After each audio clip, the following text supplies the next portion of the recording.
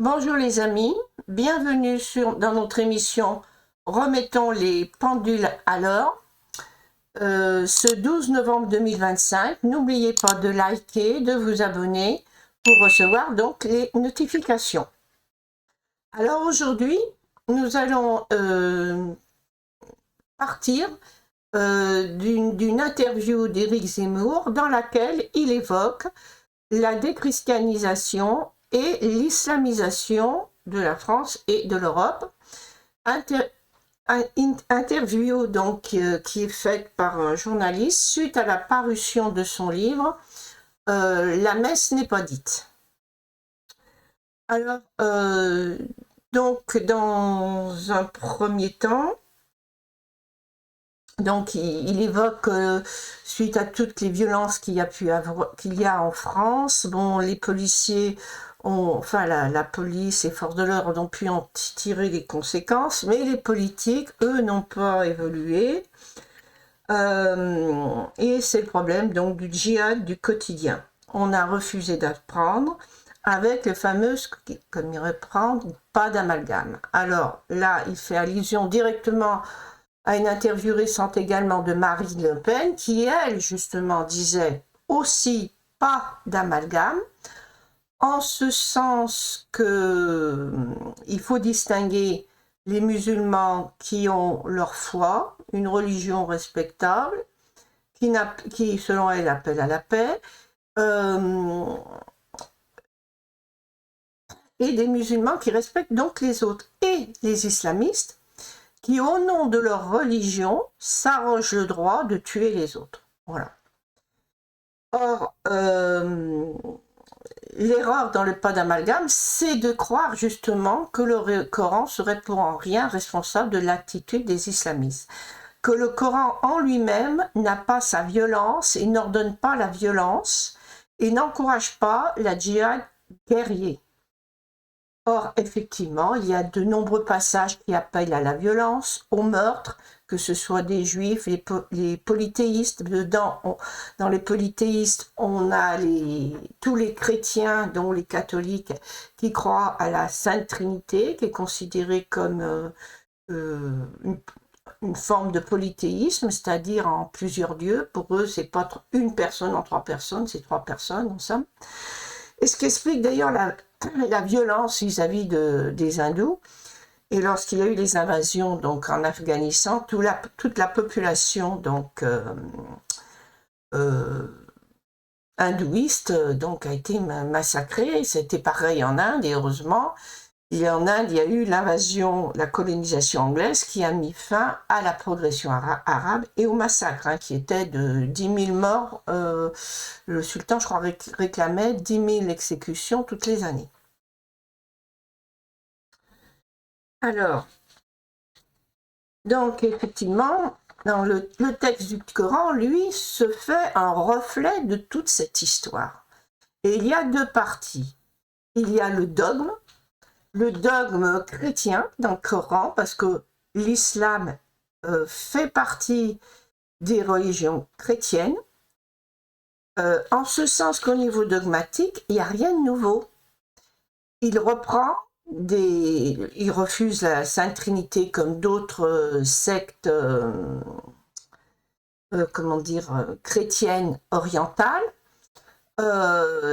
Il met Jésus au-dessus de tout, qui est le point commun de toutes les religions chrétiennes, et donc à partir de là, on pourrait justement mener une réflexion avec les musulmans, puisque Jésus c'est la paix, mais c'est la paix sans la violence, et non pas la paix suite à la guerre qui efface qui débarrasse des impies ou des ennemis. Donc, et puis, donc le dogme qui est un dogme oriental, Jésus, la croyance en la nature un peu surnaturelle de la naissance de Jésus est aussi dans le Coran, bien qu'on vous dise que c'est un homme, mais c'est un homme parfait, enfin bref, parfait, c'est-à-dire qu'il a la vraie foi comme doivent avoir les musulmans. Donc la différence n'est pas énorme entre le souffle de Dieu ou l'incarnation de la parole de Dieu. Et puis, bon, ça j'ai fait dans d'autres vidéos, je pense d'ailleurs à l'origine, vous aviez des religions que les chrétiens appelaient les mi-juifs, comme Thomas, par exemple, il ne croyait pas, pour eux, Jésus était un prophète, il ne croyait pas à la divinité de Jésus. Donc, il faut voir que Fils de Dieu, c'est simplement le Messie, il est détenteur de la volonté de Dieu, du message divin. Ce qui est quand même totalement différent. Et avec la propagation, je pense, du message chrétien dans l'Empire gréco-romain, eh bien, on a probablement eu une influence du mysticisme de la mythologie grecque et romaine hein, qui a dû jouer. On verra également, même dans le rituel, ça a eu beaucoup d'importance. Alors, donc voilà pour ce qui est... Et ensuite, donc, je ne sais pas si on va arriver là-dessus, je vais faire aller un peu plus loin.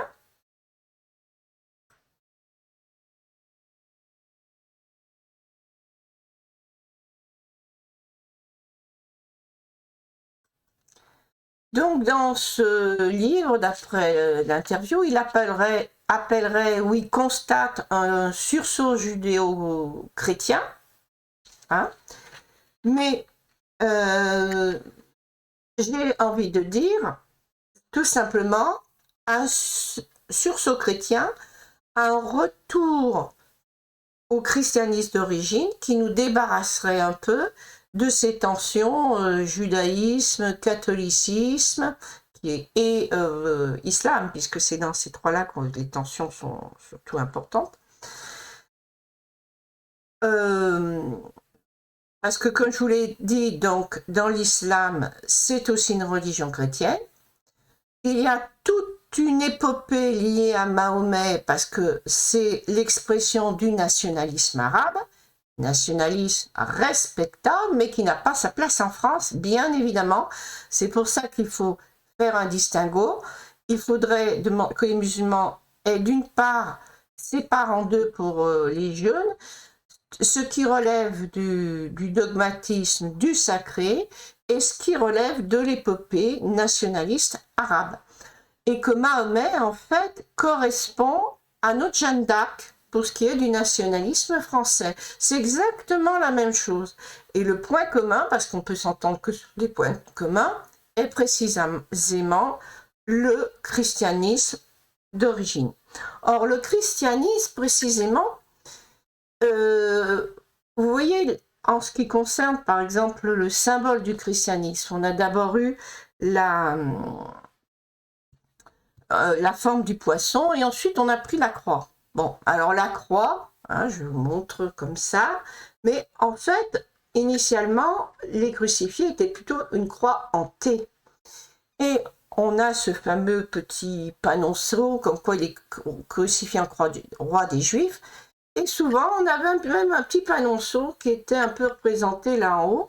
Et puis, bon, après, on a des croix où il y a uniquement les deux bouts de bois. Ce qui fait qu'on n'a plus la forme de T qui a disparu. Mais cette croix, on pourrait lui donner aussi un autre sens rassembleur, qui est l'essence même du christianisme. Et contrairement à Éric Zemmour, je pense qu'on ne se rassemble pas sur des rites, souvent plus ou moins désuets, mais sur un dogme. Et dans le christianisme, on vous appelle justement à la paix, enfants de Dieu, tous ceux qui sont pour la paix, à se rapprocher de son prochain, que ce soit la solidarité verticale entre générations, nourrissez vos parents plutôt que d'aller faire des sacrifices au temple, par exemple, il est écrit, et la solidarité horizontale. Jésus veut réconcilier les Juifs et les Samaritains. Il n'hésite pas à s'adresser à un publicain ou à un Romain. Donc, ceux qui habitent sur la même terre, le même sol, c'est l'expression d'un nationalisme. Eh bien, d'un nationalisme solidaire. Donc, c'est ça qu'il faut enregistrer. Si vous êtes chrétien, vous êtes solidaire des proches, de ceux qui vous entourent. avec qui vous vivez, vous partagez votre vie, vous, vous allez élever vos enfants ensemble, voilà.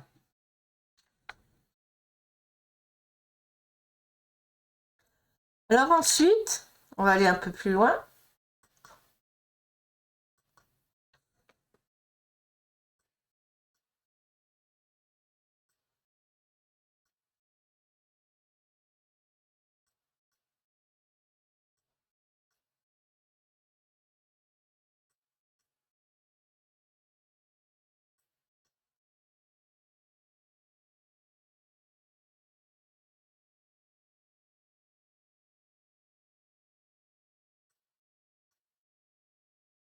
Alors, ensuite, dans un deuxième temps, donc, il regrette une espèce d'austérité dans le rituel chrétien, plus de messe en latin, moins de... en fait, des manifestations qui datent du Moyen-Âge, hein, par exemple, pas pour la messe en latin, mais ça a été continué bien plus tard. Mais les processions, bon, ça continue peut-être en Espagne, mais moi, dans ma jeunesse, on avait par exemple le chemin de croix, c'était le tour du pré là qui était derrière la paroisse. Dans d'autres paroisses où il n'y avait pas de pré, bon ben c'était le tour de l'église, mais on se baladait pas dans la rue avec une idole, parce que c'est rien d'autre qu'une idole. Là encore, on a une ritualisation romaine. N'oublions pas que l'on disait l'église catholique et romaine. La ritualisation est d'inspiration essentiellement romaine. Noël a succédé à la fête de la lumière. La Chandeleur existait déjà. Mardi Gras a été aussi récupéré. Donc toutes ces fêtes, toutes ces animations sont d'origine romaine. Et même les processions, bon, eh bien, je regrette, hein, vous direz peut-être vous non que c'est pas du paganisme, mais je regrette quand vous baladez avec une énorme vierge, souvent c'est de l'air naïf et bon, je suis guère esthétique et personnellement j'aime pas du tout. Ça n'a rien de chrétien. Ce qui est chrétien, c'est la communion. Quand par exemple les gens chantent en commun, et c'est peut-être plus facile justement quand c'est pas en latin. Donc moi je suis pas contre. Hein. La messe en latin, d'ailleurs pourquoi pas, peut-être que les peuples de la Méditerranée pourraient se rapprocher en apprenant le latin, pourquoi pas, ça peu importe. Je pense qu'il peut y avoir un peu des deux. On chante dans sa langue, le chant est une manière de communion, hein, de rapprochement, et qui justement dans cette communion, on a un esprit commun, et c'est ça qui est l'expression du divin. Après, la langue dans laquelle on chante a guère d'importance. Et on pourrait tout à fait garder les deux. Contrairement à ce qu'ils pensent, moi je me rappelle très bien les manifestations, je crois que c'était à Thésée, ces grands rassemblements, tout ça. Il y avait une sorte de renouveau du christianisme, hein, dans ma jeunesse. Mais le problème de l'Église, c'est qu'elle s'arrêtait en route. C'est comme dans les guerres, vous savez. Vous avez un vainqueur, et puis au lieu de poursuivre le vaincu, il s'arrête en route, et à la sortie, le vaincu se reprend, se réarme, resserre ses rangs, il réattaque, et c'est l'adversaire qui gagnait qui se retrouve perdant. Idem pour la Seconde Guerre mondiale, certains se sont dit peut-être que on comprend qu'on voulait arrêter la guerre en 18 avec toutes les souffrances qu'il y avait. Clémenceau, lui, voulait continuer jusqu'à Berlin parce qu'il disait sinon ça recommencera. Effectivement, ça a recommencé. Donc là, on n'est peut-être pas allé assez loin, justement. Et le problème, ça a été, je pense, pour beaucoup, ça a été de comprendre vraiment le message chrétien qui était basé sur l'amour et qu'on ne pouvait pas sacrifier non plus un bel amour de jeunesse, idéaliste, et que beaucoup de... Moi, personnellement, j'ai connu une jeune fille qui allait à des réunions, tout ça, un prêtre novice, et bien il est pas allé jusqu'au bout parce qu'ils ont voulu vivre en couple. Je sais quand je me suis mariée, on m'avait donné aussi l'adresse d'un prêtre qui était parti en Afrique, et puis finalement il devait revenir, on m'avait dit. Et puis en fait il n'est jamais revenu, il avait épousé une africaine. Donc, je crois qu'il y a eu beaucoup à cette époque du fait, et d'ailleurs certains le réclament, du fait donc de ce célibat sur lequel l'Église à Mordicus n'a pas voulu renoncer à tort. Je pense que c'est là son échec. Et de toute façon, le célibat des prêtres, on va l'étudier plus loin, est la source des déboires de l'Église, mais depuis longtemps. Et puis, dans un troisième temps, donc nous allons voir que heureusement que l'Église, le catholicisme, a évolué. Et en fait, évoluer, c'est revenir à la source. Parce que, contrairement aux congrégations austères, où les carmélites s'imposaient toutes sortes de souffrances, tenez, je vais vous lire un petit passage.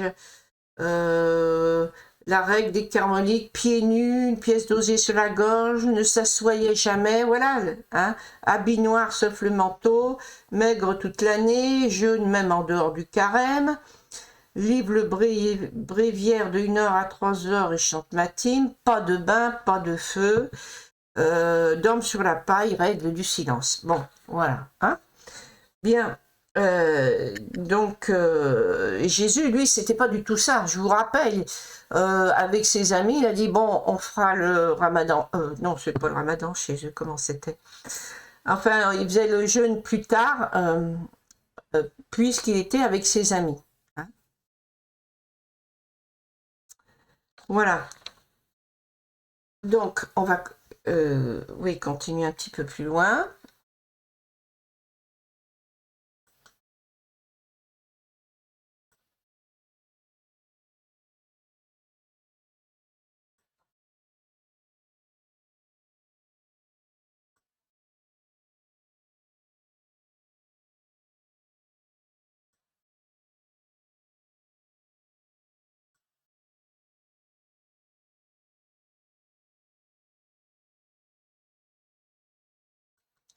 Alors, il dit que dans son enfance, il était marqué, donc imbibé par la culture catholique. Il cite aussi divers écrivains, mais des écrivains qui, au niveau de la religion, n'ont pas eu d'impact politique, hein, vraiment. Chateaubriand, tout ça, bon, ils étaient chrétiens comme les gens de leur temps, ils croyaient en Dieu, etc.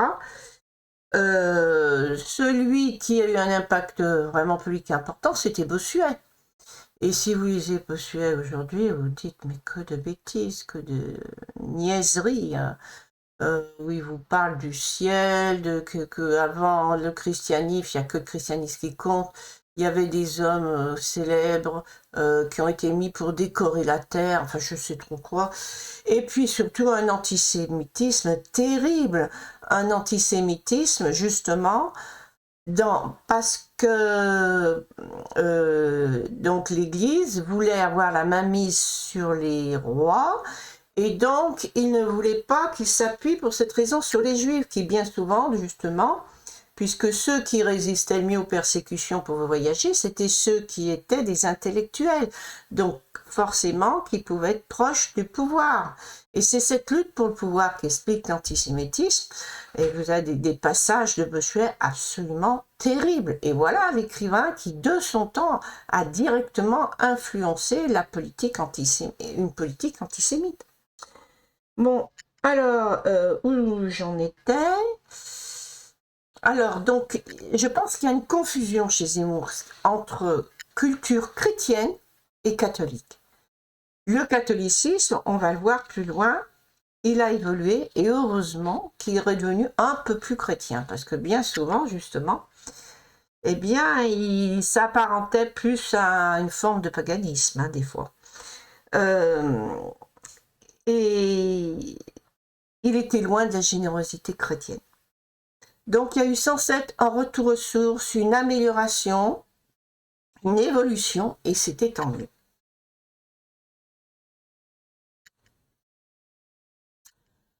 Alors, donc ça, je vais vous faire montrer un livre. Voilà. La vie secrète des couvents, vous voyez, je l'ai là. Hein. Et il est donc écrit par le professeur Laurent Gaget et qui est tout à fait passionnant. Ce n'est pas une personne qui fait une enquête, hein. C'est quelqu'un qui a recueilli des témoignages de diverses époques sur les couvents, sur les monastères des moines, sur les fêtes religieuses, sur la façon dont des orphelins étaient traités au sein de l'Église, etc. Donc, c'est vraiment basé, excusez-moi un moment, sur des recherches historiques. Et c'est tout à fait passionnant. Et je pense que si Éric Zemmour lit cet ouvrage, il comprendra ce que je veux dire en disant qu'heureusement que le catholicisme a évolué et qu'il faut peut-être gratter un peu le vernis.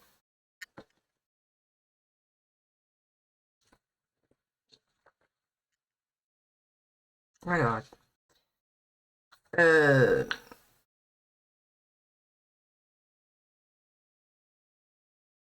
donc effectivement, quand il parle par contre de la...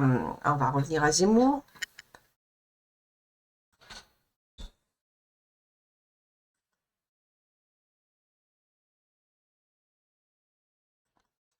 Lorsqu'il parle de l'islamisation et que les fillettes à l'Assemblée qui apparaissent voilées, le nombre de plus en plus important. Alors, je vais dire une chose, bien sûr.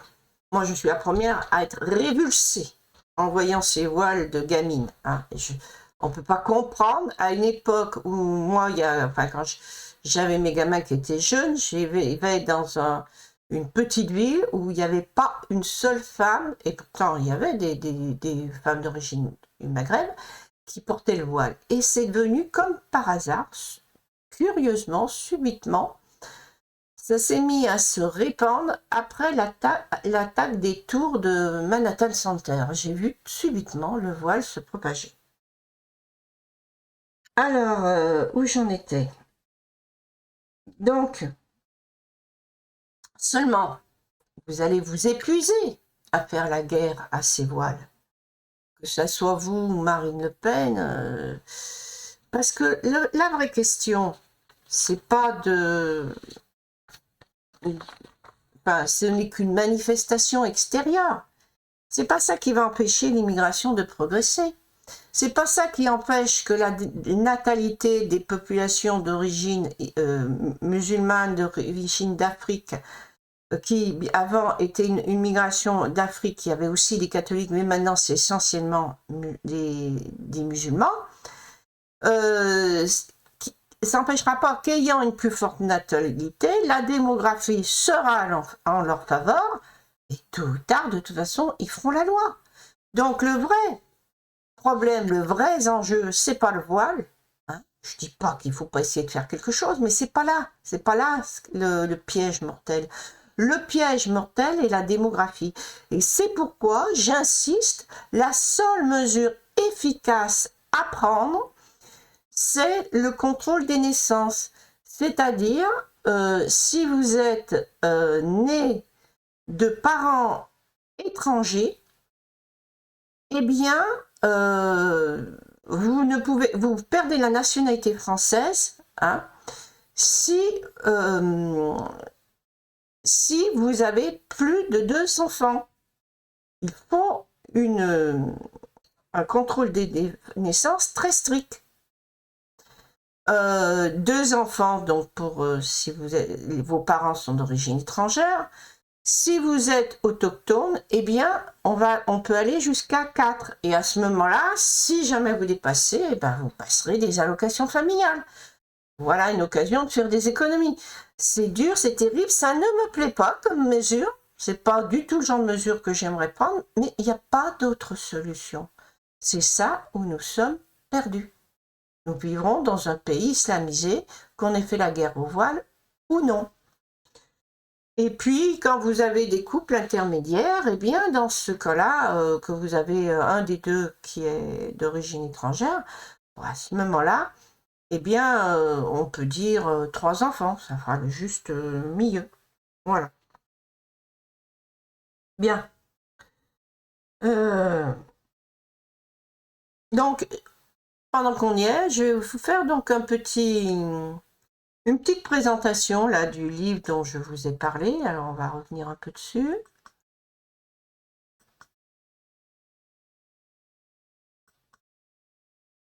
Alors, moyen, voilà. La vie secrète donc des couvents. Et voilà quelques petits passages qui pourraient vous inciter à le lire. Alors, oui, alors, même des filles de bonne famille. Alors, déjà, cette critique, oui, c'est vous avez une époque, vous avez le fils aîné qui lui a tout, et les autres sont dépossédés. D'accord, il y a toujours le revers de la médaille. C'est pour éviter les guerres de succession, l'épuisement en guerre intestine, pour centraliser le pays et pour retourner l'agressivité vers l'extérieur, bien sûr. Mais n'empêche que vous rendez compte des brimades qu'il y avait sur les autres. Et cette obligation de vivre une sexualité ou cachée ou violente lors des viols, lorsqu'on est soldat au cours des guerres, et lorsqu'on est moine, eh bien, en discrétion, quoi. Euh, donc, on vous dit que non, vous aviez ces jeunes filles qui étaient pourtant de bonnes de famille. Alors, par exemple, si elles étaient punies, on pouvait leur dire de lécher Ah oui, pas simplement parce qu'elles faisaient comme les religieuses observaient le silence, elles léchaient le pavé et en faisant une croix, si elles parlaient. Au parloir, on cite une petite jeune fille que sa mère peut la voir qu'au parloir. Hein. Elle vient avec la sœur de 3 ans et on n'y autorise pas sa sœur, la petite enfant de 3 ans, à prendre la main de la gamine qui passe sa main à travers la grille du parloir. Et toutes deux se mettent à pleurer. Alors, pour ce qui est de l'austérité, évidemment, là, vous voyez des règles absolument terribles, mais elle est loin d'être observée par tous, bien évidemment. Vous avez des grands ordres ecclésiastiques acceptent volontiers les entorses à la vertu parce que ce qui compte, c'est la domination. Alors, les carmélites, je vous ai déjà dit, je vous ai déjà lu. Donc, elles ne voient jamais le prêtre, parler bas, yeux à terre, terrain incliné. Elles peuvent ni lire ni écrire également sans autorisation de la prieure. Le père, attendez, page 29.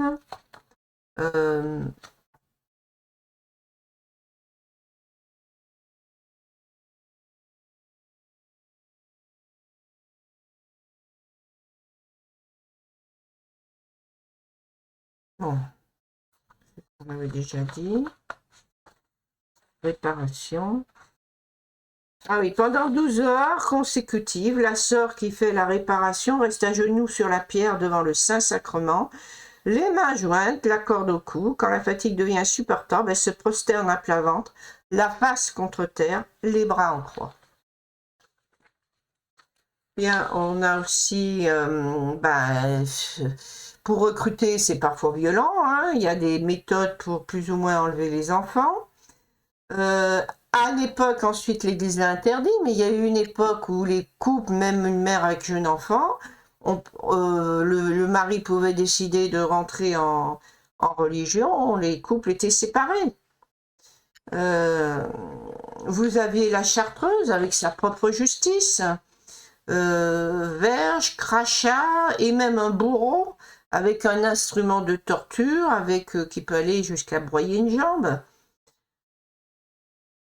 Vous aviez le silice, hein, c'est cette pierre qu'on met à certains endroits uniques au niveau de l'arrêt des fesses ou sous le talon pour vous blesser. Jeûne, que du pain, bon ça c'est la chartreuse, œufs et fromage que le dimanche et le jeudi, un repas par jour. Et puis c'est plus tard donc ils viendront distillateurs et là bon la vie sera plus clémente. Donc on a eu constamment une évolution. Alors, vous aviez des abus. Arbrisseil enfermait les filles laides et il couchait avec les plus belles. Alors, je vais vous lire un passage tout à fait formidable de l'hypocrisie religieuse. Alors, Marbot, évêque de Rennes, accusait hautement le fondateur de l'abbaye de Fontvolt, donc ce fameux à Bruxelles, de se livrer sur ses religieuses à des actes de la plus réelle immoralité. Se révoltant contre ces blâmes, Robert soutenait que sa conduite était un modèle d'héroïsme catholique. C'est par esprit de pénitence, répondait-il aux évêques et à l'abbé Grondeur, que je partage le lit de mes religieuses en choisissant encore les plus jolies, je m'expose aux plus violentes tentations afin de les combattre. J'affronte les périls afin d'avoir la gloire de n'y point succomber. Je n'oublie aucun prélude. En nos mots, je me connecte avec le démon de la chair pour le mieux terrasser. Et vous avez d'autres... un autre qui fait amoureux quand il aime une femme, il la fait mettre nue, puis après il lui tape dessus. Enfin, bon. Bref, très particulier. Ensuite, et puis vous avez les contes pour comment dire, le prestige de leur monastère. On raconte des contes absolument invraisemblables. Il y a même la Vierge Marie pour un qui est venu rapiécer les habits de l'archevêque de Canterbury, donc là en Angleterre. Un mort qui ressuscite, porteur d'un message céleste, etc. Alors, vous avez aussi des excès vis-à-vis d'hygiène. Les moines de Clairvaux, l'absence d'hygiène est une vertu. Ils couchaient tout habillés, ne se lavaient jamais et gardaient la vermine. On peut reprocher l'Église catholique aussi, ça a été la persécution des hommes de science, dont les astronomes on connaissait, mais il y a aussi un franciscain, Roger Bacon, le fameux duel judiciaire. Donc vous voyez que tout de même, la vie laïque, ça a eu du bon. Et une évolution qui s'est faite même avec l'Église. De toute façon, c'est l'évêque de Nancy qui a alerté sur les conditions de vie, par exemple, des orphelines dans les couvents des religieuses, où elles étaient mal nourries, avec du pain sec, battues. Elles travaillaient des heures, elles se crevaient les yeux à coudre. Dès qu'elles avaient atteint 8 ans, il fallait qu'elles travaillent énormément. Et puis on les faisait même à faire des petits travaux dès 4 ans. Ça, effectivement, même dans les campagnes, à 4 ans, vous appreniez à tricoter, on vous faisait surveiller les trucs et tout. Mais là, c'était différent. Il fallait que ça rentabilise et les gamines étaient vraiment exploitées. Alors, tiens, vous avez quelque chose de pas mal, par exemple, page 76, le droit de prélibation ou droit de culage. Donc, rien inventé, c'est des lois, c'est des textes. Celui qui a fait ce livre, il ne s'est pas basé sur des on-dit. Il est allé chercher les textes en vigueur. Alors, je vais vous lire ça, page 76. Les abbés et le droit de prélibation ou droit de culage. Parmi les droits seigneuriaux les plus abusifs, le plus infâme était le droit des prémices de prélibation, nommé aussi droit de culage, de cumage et de cuissage. La première nuit de noces appartenait aux seigneurs. Des évêques et des abbés s'attribuèrent cette prérogative en qualité de seigneurs temporels. Alors, on vous cite même les évêques d'Amiens, les religieux de Saint-Étienne, de Nevers, les nobles chanoines de Lyon, les abbés de Saint-Théodard, etc. En qualité de hauts barons. Et les seigneurs de l'Auvergne avaient le droit de passer la nuit tout entière avec la mariée. Et puis finalement, que Parcrène est assassiné, vous avez des seigneurs qui ont demandé de compenser ça par verser une somme d'argent. Mais vous avez eu tout de même, je ne sais plus quelle année, un couple à qui, si le seigneur refusait l'argent, il pouvait exiger en nature. Et ceux qui ne voulaient pas, ils étaient condamnés.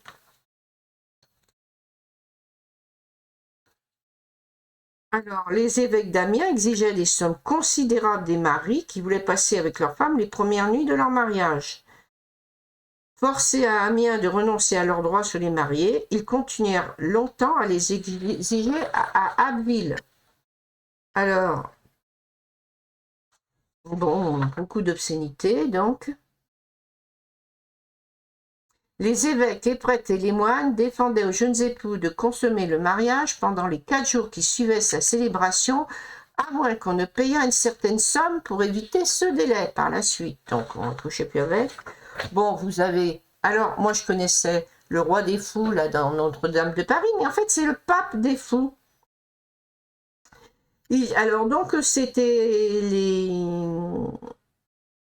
une fête ecclésiastique, donc bien digne de cette époque, à Notre-Dame de Paris, où les prêtres et les moines entretenaient le vice, l'ignorance et la barbarie au sein des peuples livrés à la domination et rapacité cléricale. C'est saturnal, donc c'est comme les fêtes romaines, hein, chrétiennes, duraient 7 jours, comme les saturnales païennes, dont les orgies étaient dépassées. Eudes de Sully, évêque de Paris, avait en 1197 ordonné la suppression de cette fête autorisée par tous ses prédécesseurs. Il s'y commettait, dit le prélat, d'innombrables abominations, des crimes énormes. Ce n'était pas seulement des laïcs qui figuraient, mais ce qui est horrible à dire, ces scènes scandaleuses se commettaient par les ecclésiastiques, dans l'église même, au pied des autels, pendant qu'on célébrait la messe et qu'on chantait les louanges de Dieu. Bon, alors, pour les orphelines, je vais vous faire lire, par exemple, une lettre. Monsieur, comme j'ai su que vous vous occupiez dans votre journal des pauvres orphelines qui ont le malheur d'être élevées chez les sœurs, je me permets de vous écrire parce que moi aussi j'ai souffert chez elles. J'ai perdu ma mère à 7 ans, hein, donc pas le droit de parler, où on était privé de dîner, du pain sec, on était surtout battus. Avec moi, ma mère n'était pas mariée, alors j'étais bien battue, c'était le fouet qu'on nous donnait, des jours on saignait, on nous battait avec des orties, après avec le martinet, il fallait qu'on se déshabille, qu'on se couche sur une planche et qu'on demande au bon Dieu de nous corriger. Et quand on avait reçu la fessée, il fallait dire merci et venir devant la supérieure avec le martinet pour qu'elle vous donne encore 20 coups. C'était pour les grandes fautes qu'on nous battait comme ça. Des fois, s'il y avait des curés qui donnaient les 20 coups et ça les faisait rire, on le voyait bien. L'hiver, on nous faisait pas mettre de culotte parce que ça gênait pour nous fouetter. Jusqu'à 22 ans, ça a été pour moi la même chose. J'étais battue parce que je voulais pas être sœur et j'en ai vu qu'on fouettait aussi parce qu'elle n'était pas assez méchante. Excusez ma liberté, monsieur est tâché de sauver bien des pauvres filles et elle, c'est son oncle, donc il a sauvé de ce couvent. Donc, là, c'est le côté sombre hein, du catholicisme. Je ne nie pas que vous avez eu des gens formidables qui sont dévoués corps et âme. Mais justement, le problème, par exemple, avec les ordres mystiques, où vous avez peu de dépenses, et bien cette énergie, vous avez une somme, comme les hindous ont tout à fait raison, somme globale d'énergie. Quand vous êtes âgé, si vous travaillez beaucoup intellectuellement, vous n'allez pas avoir des besoins sexuels ou besoin moins d'activité. Vous allez compenser par l'intellectuel puisque vous arrivez moins à dépenser au niveau physique. Vous avez, pareil, vous êtes jeune, vous faites des études, bon, vous consommez. Vous faites rien, et ben ça passe dans l'énergie sexuelle. Et c'est précisément ce qui va expliquer les délires mystiques, c'est cette énergie sexuelle qui est brimée. Et donc dans le livre, vous avez des passages qui vous expliquent que donc à un moment donné, vous aviez les prélats donc qui pouvaient avoir des maîtresses et des enfants. Les enfants, après, ils se retrouvaient dans des monastères. Et puis on a fait le ménage. Donc, qu'est-ce qui s'est passé? Ben, vous aviez tout de même, bon, ben, c'était plus ou moins toléré, des religieuses qui avaient des rapports avec des prêtres. D'autant qu'à cette époque-là, hein, personne n'était forcément volontaire pour devenir religieux, souvent.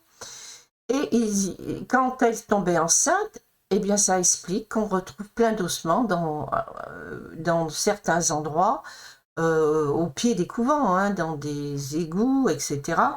Et donc, il y a un passage dans le livre d'un témoignage de quelqu'un qui dit, donc, je sais plus que, heureusement qu'on n'entendait pas le cri des nouveau-nés jetés dans les latrines.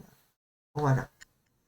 Donc, également, ben, à partir du moment où on a restreint les possibilités de contact avec, entre les deux sexes, avec les confesseurs, etc., hein, y a une religieuse qui explique qu'autant on était dur avec une religieuse qui avait un tout petit béguin pour quelqu'un de l'extérieur et qu'on lui en faisait voir de toutes les couleurs, autant même une religieuse qui avait un repère charnel avec un homme d'église, bon, ben ça c'était admis et toléré. En ce sens que, eh bien, l'amour du Christ, puisque c'est un être spirituel, on allait même jusqu'à leur dire, eh bien, le Christ vous voulait entièrement, et c'est par la personne de ses représentants sur terre, puisque pas en tant que représentant, ils faisaient la justice, et bien eux, en tant que représentants, ils faisaient l'amour aux bonnes sœurs. Voilà. Bon, donc vous voyez, il y a toujours cette histoire. Bon, maintenant on a la chance, on a la pilule qui règle tous les problèmes. Donc je ne vois pas pourquoi le célibat resterait obligatoire. Hein, on aurait plus le délire mystique peut-être, par exemple. Et puis, donc, vous pourriez avoir des prêtres, ben, quand ils ont des enfants, ils tiendraient la cure, ils s'occuperaient de l'église, ils seraient à l'extérieur. Et ceux qui seraient mariés sans enfants, bon, ben, ils auraient comme, il pourrait y avoir des sortes de monastères pour les couples. Ensuite, bon, les enfants, quand le dernier aurait 14 ans, eh bien, ils pourraient se réorganiser, aller dans des monastères, les monastères ou des lieux ou donc pour les couples. Ça pourrait être aussi des sortes de petites cités. Et bon, les enfants pourraient, comment dire, être mis dans des dortoirs un peu isolés comme ça, mais être mis tous ensemble, comme un peu un système de pension, mais avec leurs parents qui sont quand même présents. Et avec une ouverture sur l'extérieur, c'est-à-dire l'école à l'extérieur. À midi, les enfants mangent ensemble, et le soir, ils retrouvent leurs parents. Pour manger et les chambres en commune pour gagner de la place. Voilà, bon, ça c'est une suggestion. Je crois qu'on a fait le tour. Je donne un petit coup d'œil. Ah ben, je vous rappelle, la luxure des moines, on n'a pas trop détaillé. Donc là, dans ce livre, vous allez voir qu'est-ce que c'était. Hein, Patrice, et je vous conseille vivement de le... Je pense que si Zemmour lit ce livre, il va peut-être changer un peu d'opinion. Vous avez eu la fameuse révolte des Cathares, enfin, oui, donc qui a été réprimée, enfin, c'était pas une révolte, mais la foi cathare, justement, s'est élevée contre la luxure des ecclésiastiques. Et eux, par contre, eh bien, ils marchaient par deux, un homme et une femme. Ils étaient censés s'abstenir, mais je pense que de temps en temps, il devait bien avoir tout de même des relations sexuelles. Donc là, je pense que c'était un bon principe, et on les appelait les bons hommes, les bonhommes, les bons, d'où le nom bonhomme qui est par la suite qui est arrivé, mais cela signifiait initialement les bons, dans le sens de bonté, les bons hommes. Donc, il y avait une égalité des sexes, et il partait prêcher toujours un homme avec une femme, comme d'ailleurs dans l'évangile de Marie, où elle part, elle, avec son frère Philippe. Bien, et ben voilà, ce sera tout pour aujourd'hui. N'hésitez pas, donc, on va remettre, hop, donc de liker, vous abonner, et puis recevoir les notifications, et n'hésitez pas d'écrire un commentaire. Au revoir.